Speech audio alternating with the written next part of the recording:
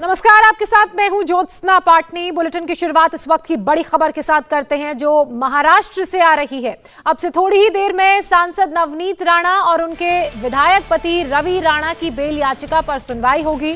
Bell याचिका पर दोपहर 2:45 पर मुंबई की सेशंस कोर्ट में सुनवाई शुरू होनी है।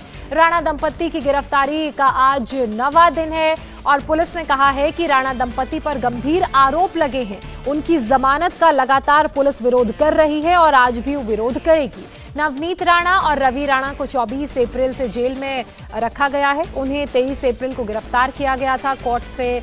अगर आज उन्हें बेल नहीं मिलती है तो उन्हें आगे भी जेल में ही रहना होगा। पुलिस का कहना है कि राणा दंपत्ति पर कई संगीन अपराधों के तहत केस दर्ज है। उनका जेल से बाहर रहना ठीक नहीं है। नवनीत राणा मुंबई की भायखला जेल में बंद हैं। उन्होंने घर के खाने की मंजूरी मांगी थी, लेकिन उनकी इस अर्जी को, इस मंजूरी को कोर्ट द्वारा ठुकरा दिया गया। भायखला जेल से एक रिपोर्ट हमने आपके लिए तैयार की है, देखिए।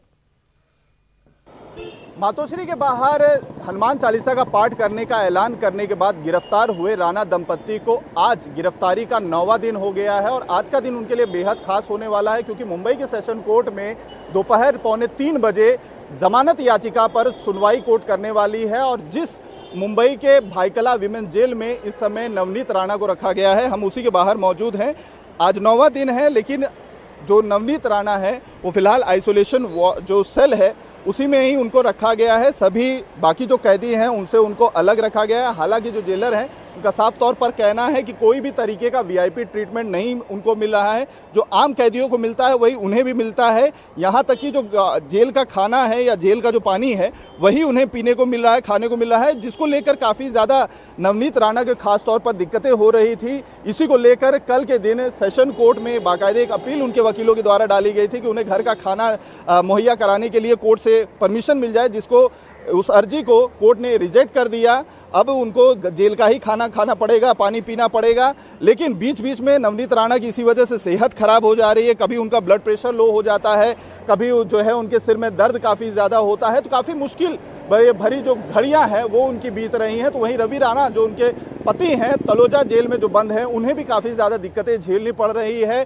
वो भी आइसोलेशन जो सेल है वहाँ पर अभी हैं, उनके साथ बाकी जो कैदी हैं वो नहीं रखे गए हैं। तो कुल मिला के ये जो पूरी की पूरी घटना हुई है, कहीं ना कहीं आज जो सेशन कोर्ट में सुनवाई होने वाली है वो बेहद अहम मानी जा रही है। कारण इस वजह से कि सरकारी वकील का कहना है कि वो किसी भी हाल में राणा दंपत्ति को जेल से जो कोर्ट से जमानत होने वाली है उसका वो विरोध करेंगे, क्योंकि जो मामला, जो सेक्शन उनके खिलाफ 124A और 153A लगाया गया है वो काफ़ी गंभीर है और दोनों के खिलाफ कई सारे मामले दर्ज किए गए हैं। ऐसे में वो हैबिचुअल ऑफेंडर्स है। ऐसे में अगर उन्हें जमानत मिलती है तो इस पूरे मामले की जो जांच है उस पर वो प्रभाव डाल सकते हैं। यही सबसे इम्पोर्टेंट ग्राउंड होगा उनका, सरकारी वकील का, कि राणा दंपत्ति को जमानत न मिले। और इसी को लेकर आज सबकी निगाहें मुंबई के सेशन कोर्ट पर होंगी, जहां पर 2:45 बजे दोपहर के जमानत याचिका पर राणा दंपत्ति की सुनवाई होने वाली है।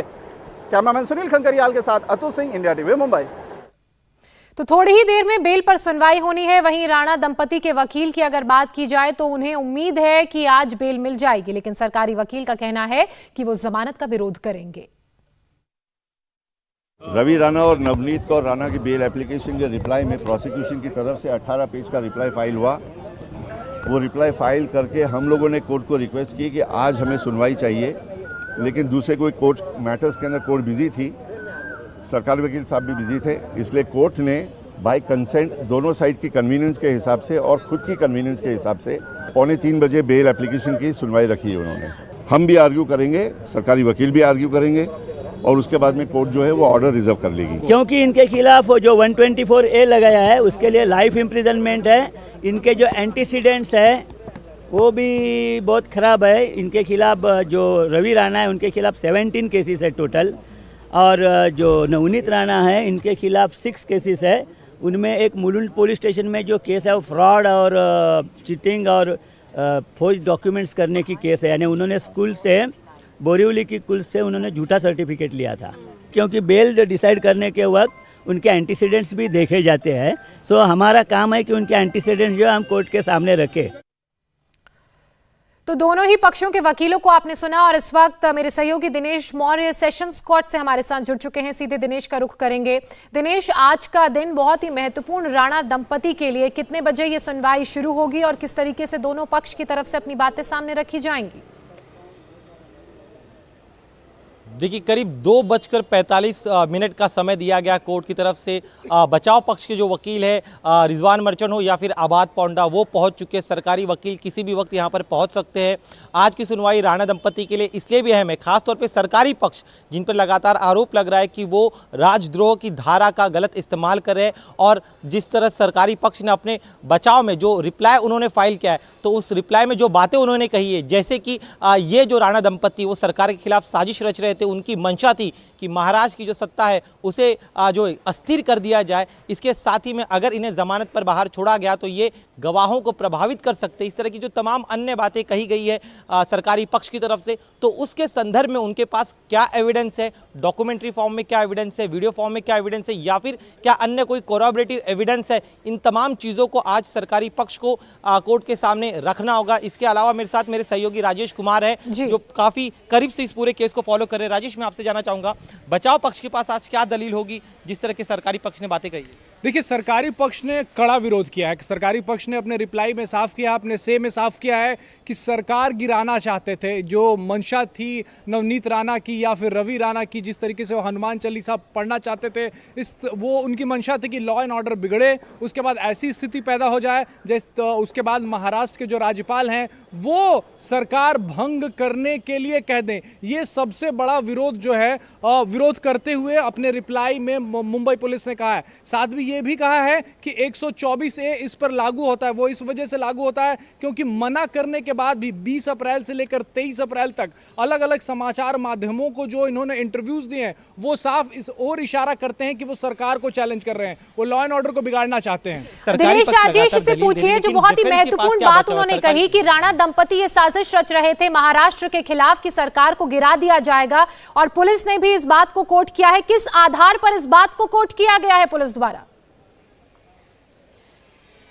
जी बिल्कुल, देखिए एक बड़ा सवाल ये भी आ रहा है कि जिस तरह से गंभीर आरोप सरकारी पक्ष की तरफ से लगाया जा रहा है, क्या उनके हाथ किस तरह का कोई सबूत हाथ लगा है, कोई डॉक्यूमेंट है, कोई वीडियो एविडेंस है, कुछ भी है सरकारी पक्ष के पास जिसके आधार पर वो इतनी बड़ी संगीन धाराएं लगा रहे हैं? देखिए, सरकारी पक्ष ने जो कल अपना से फाइल किया है मुंबई पुलिस में, उसमें अलग अलग समाचार माध्यमों के क्लिपिंग्स, उनके लिंक्स, उनके जो वीडियो फुटेजेस हैं उसका जिक्र है से में कि किस तारीख को नवनीत राणा या फिर रवि राणा ने सरकार के खिलाफ, उद्धव ठाकरे के खिलाफ क्या कहा है, वो सारा जिक्र जो है उसमें किया गया है। साथ ही कौन कौन से केसेस हैं इनके खिलाफ और कहां कहां हैं। 17 केसेस जो हैं वो रवि राणा के खिलाफ दर्ज हैं, ये उस से में कहा गया है। 6 केसेस नवनीत राणा के खिलाफ दर्ज हैं, वो उस रिप्लाई में कहा गया है। साथ ही बताया गया कि मुलुंड में एक ऐसा केस है जिसमें नवनीत राणा के खिलाफ फर्जी तरीके से जाति प्रमाण पत्र हासिल करने का मामला है। तो ये सारे एविडेंस जो हैं वो एक एक करके आज सरकारी वकील प्रदीप घरत जो है वो कोर्ट में रखेंगे। देखिए, जिन लिंक्स का जिक्र राजेश कर रहे हैं उनमें से 2 बातें बता दूं। 2 बयान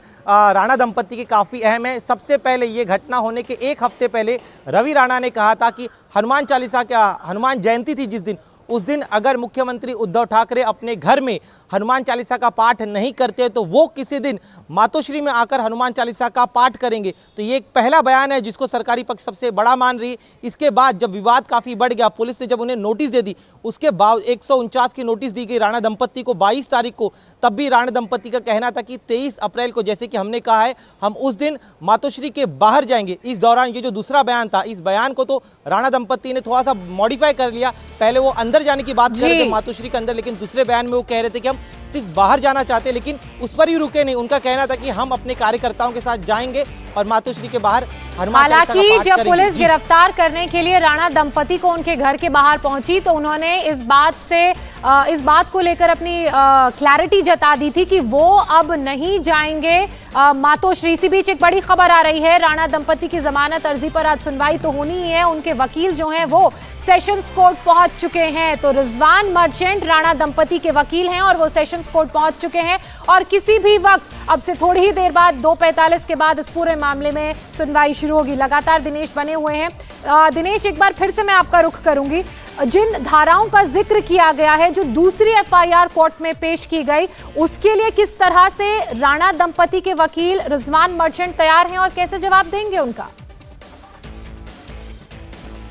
देखिए, दो धाराओं में जो दूसरी एफआईआर है वो धारा 353 के तहत है, जिसमें सरकारी पक्ष का कहना है कि जब इन्हें अरेस्ट करने के लिए पुलिस की टीम वहां पर गई थी तब उन्होंने सरकारी काम में बाधा डाली और ये पूरी तरह से झूठा आरोप है और इसीलिए वो चाहते हैं कि इस एफआईआर को क्वैश किया जाए। लेकिन अभी इस समय डिफेंस की सबसे बड़ी प्राथमिकता यही है कि जिन संगीन धाराओं के तहत जो पहला मामला है, इस पहले मामले में शुरुआत में सिर्फ धारा आईपीसी की धारा 153A भड़काऊ भाषण देना, इसके अलावा बॉम्बे पुलिस एक्ट 135 और इसके अलावा आईपीसी की धारा 34, इनके तहत लगाया गया था ये तमाम जमानती धारा थे। लेकिन जब इन्होंने इस पूरे मामले में सेडिशन का चार्ज लगाया तब ये जो पहली एफआईआर है वो काफ़ी ज़्यादा गंभीर हो गई। राजेश, मैं आपसे जानना चाहूँगा, अब चूंकि सरकारी पक्ष ने ये आरोप तो ज़रूर लगा दिया, लेकिन अब डिफेंस के पास क्या खुद के बचाव के लिए कौन कौन सी बातें हैं, कौन कौन सी दलीलें आज जिरह के दौरान वो कोर्ट के सामने रखने वाले? ये कल भी आबाद पोंडा जब खड़े हुए थे कोर्ट में, उन्होंने साफ कहा था कि दोनों जो राणा, नवनीत राणा है या रवि राणा है, इलेक्टेड रिप्रेजेंटेटिव हैं, वो कहीं भागने वाले नहीं हैं,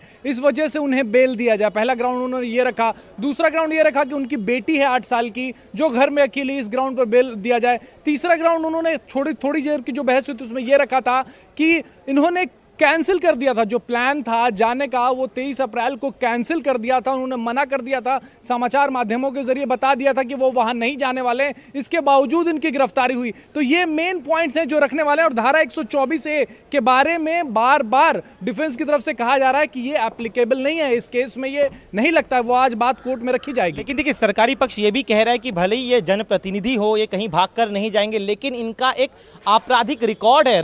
रवि राणा की बात करें, 17 मामले उनके खिलाफ दर्ज है। नवनीत राणा की बात करें, उनके खिलाफ 6 मामले दर्ज है। तो इसी बात की दलील लगातार सरकारी पक्ष दे रहा है कि ये हैबिचुअल ऑफेंडर है। देखिए, उसमें से ज्यादातर मामले जो सरकारी पक्ष है उसका कहना है कि दोनों राजनीति से जुड़े हैं। तो कई सारे ऐसे मामले होते हैं जो सरकारी पक्ष कहना है कि कई सारे ऐसे मामले होते हैं जो राजनीति से प्रेरित होते हैं, या कहीं आपने आंदोलन किया, कहीं आपने किसी के खिलाफ विरोध प्रदर्शन किया, तो ऐसे ज्यादातर मामले सरकारी पक्ष का यह दावा है। तो ऐसे में कोई गंभीर मामला नहीं है, कोई हत्या का मामला नहीं है, कोई चोरी का, डकैती का मामला नहीं है। तो ये बात सरकारी बचाव पक्ष जो है उसके तरफ से कही जा रही है। सरकारी पक्ष का यह भी कहना है कि ये जो दोनों ही आरोपी हैं ये काफी रसूखदार है। अगर इन्हें जमानत पर बाहर छोड़ा जाता है तो इस संभावना से इनकार नहीं किया जा सकता कि ये दोनों ही जो है वो मामले में जो गवाह है उन्हें प्रभावित कर सकते हैं। बिल्कुल, देखिए ये बात हर एक केस में जो सरकारी पक्ष होता है, जो प्रोसिक्यूशन होता है, वो रखता ही है कि गवाह जो है, अगर आरोपी जो है अगर वो बाहर जाता है तो गवाहों को प्रभावित कर सकता है, लॉ एंड ऑर्डर खराब कर सकता है। लेकिन जो बचाव पक्ष है वो कोर्ट को कितना समझा पाता है ये थोड़ी देर में साफ होगा। और वो ये समझाने की कोशिश करता है लगातार, हर केस में हमने देखा है कि वो अगर आरोपी बाहर जाता है तो वो किसी तरीके की ऐसी हरकत नहीं करेगा जिससे गवाह प्रभावित हो या फिर कानून व्यवस्था की स्थिति गड़बड़ हो। तो आज यही बात आबाद पोंडा और रिजवान मर्चेंट, दोनों जो राणा दंपत्ति के वकील हैं, वो फिलहाल कोर्ट पहुंच चुके हैं। बिल्कुल दिनेश और राजेश, लगातार इस बड़ी खबर पर, बड़ी कवरेज पर हमारी नजर बनी रहेगी और आप लोग बता ही रहे हैं कि किस तरीके से दोनों पक्ष जो हैं और उनके वकील हैं अपनी अपनी बातों को सामने रखेंगे। इसी बीच नवनीत राणा, रवि राणा पर कितने मुकदमे दर्ज हैं उस पर भी एक बार आपको पूरा अपडेट दे देते हैं। दरअसल आईपीसी की धारा 153A के तहत इन दोनों पर मुकदमा दर्ज है, जिसके अंतर्गत यह है कि समुदायों में दुश्मनी बढ़ाना चाहते थे। इसके अलावा राजद्रोह का मुकदमा भी इनके ऊपर दर्ज है, यानी कि आईपीसी की धारा 124A। और यही ऐसी धारा है, यही ऐसा मुकदमा है जिसने बहुत सारी मुश्किलें राणा दंपति के लिए बढ़ा दी, क्योंकि उन लोगों को लग नहीं रहा था कि राजद्रोह का केस, सेडेशन का केस भी उन पर लगेगा, लेकिन अब ये धारा लगी और यही कारण रहा कि जमानत उन्हें तुरंत नहीं मिली। इसी बीच पुलिस की जो दलील है उसके बारे में भी लगातार हम आपको बता रहे हैं कि पुलिस का क्या कहना है। पुलिस का कहना है कि राज्य सरकार को चुनौती देने की साजिश राणा दंपति ने रची थी। इसके अलावा उद्धव सरकार को हिंदू धर्म का विरोधी साबित करने की भी कोशिश राणा दंपति की तरफ से की गई थी। शिव सैनिकों को उकसाने तक की कोशिश की गई थी। यह भी बात पुलिस ने अपनी दलील में कही है। तनाव फैलाने के लिए लगातार राणा दंपति की तरफ से गलत बयानबाजी की गई। नवनीत और रवि राणा आदतन अपराधी हैं, यह भी पुलिस ने अपनी दलील में कहा है। नवनीत पर हत्या की कोशिश जैसे संगीन आरोप दर्ज हैं। रवि राणा पर 16 केस दर्ज हैं और कई तो बहुत गंभीर मामले हैं, और यही आधार पुलिस ने बनाया है। और इसी ग्राउंड पर पुलिस जो है कोर्ट में इस बात का पुरजोर विरोध करेगी कि राणा दंपति को बेल नहीं मिलनी चाहिए। इंडिया टीवी हर वक्त हर जगह डाउनलोड करने के लिए सर्च करें India TV news Google play store या ऐप स्टोर पर।